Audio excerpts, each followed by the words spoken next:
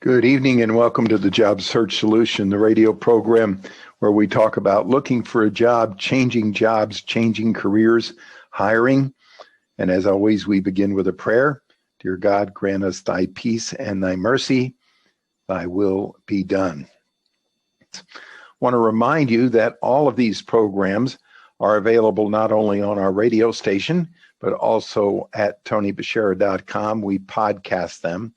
So if you miss something, don't hesitate to go to tonybashara.com and look it up and listen. We begin every evening with the lesson of the day. And last week, we spoke about the mistakes that employers make in interviewing. There are top 10 mistakes that employers make in the interviewing process. And we discussed 5 of them last week. The first one was not having a really good idea about what they are looking for in a candidate, and a bunch of people not having that idea. The second was having very unrealistic ideas about who's available in the marketplace, who's out there, an unrealistic idea about the kind of talent that is available. They want Superman or Superwoman for $16,000 a year.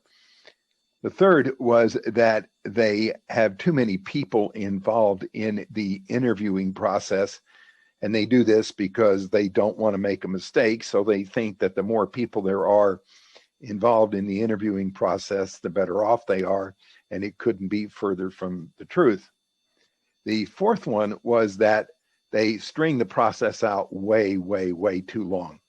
They say we want to hire somebody by Friday, and the question is, which Friday did you have in mind? The reason that they string these things out is because they're scared of making a mistake. So they think the longer they take in interviewing, the better hire they're going to get, which couldn't be further from the truth.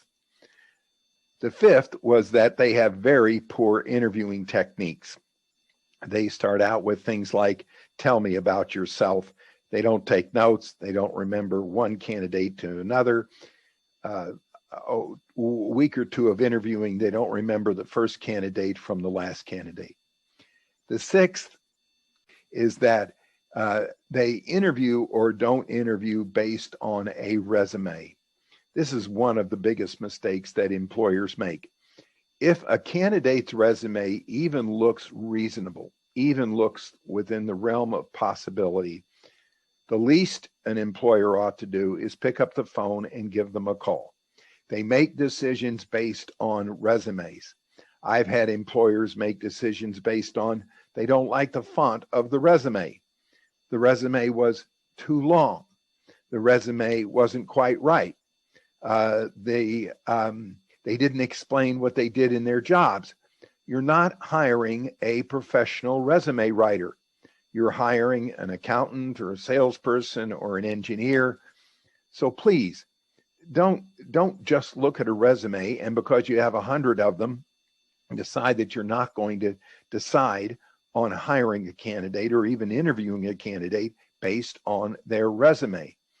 If their experience reflects the realm of possibility, you should, at the minimum, call them up on the phone and talk to them and find out what they've done and how they've done it. People are totally different in person than they are on a resume. You know that because of your own resume. So please don't make the decisions of interviewing a candidate strictly based on a resume. The seventh mistake that most employers make is they don't interview enough candidates. I had an employer tell me the other day, send me your top 3 candidates. My top 3 candidates, what does that mean? I don't know who the top 3 candidates are going to be. There's no way of me knowing. You got to interview an average of 6 to 7 candidates to find one that you really like. Sorry, you have to invest that kind of time. Even if you only interview them a half hour, 45 minutes, you got to invest the time of making sure you know how many good candidates there are in the marketplace. So interview plenty. The eighth mistake that people make is not communicating with candidates about what's going on after they interview. This is probably one of the biggest complaints I get from candidates, that they told me they were going to get back to me and they never did. They said they were going to call and then they didn't. It just not good, and it does come back to haunt an employer down the line.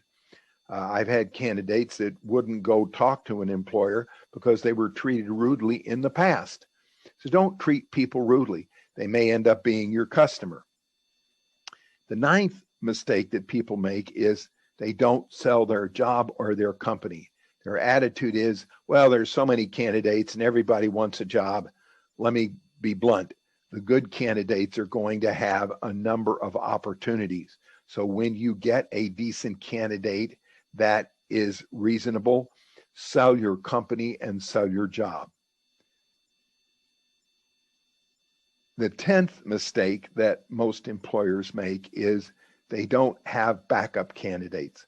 They narrow down their selection to one good candidate, and the interviewing process, for one reason or another, goes on and on and on. It takes way too long. They lose that candidate. It's taken them 3 weeks. The other candidates are gone, and they have to start all over. The ideal situation is have 3 good, solid candidates in the queue all the time. And then that way, if something happens to your first one, you've got backup. Starting all over makes you look like a poor interviewer, but it also doesn't do very well for filling the position with efficiency.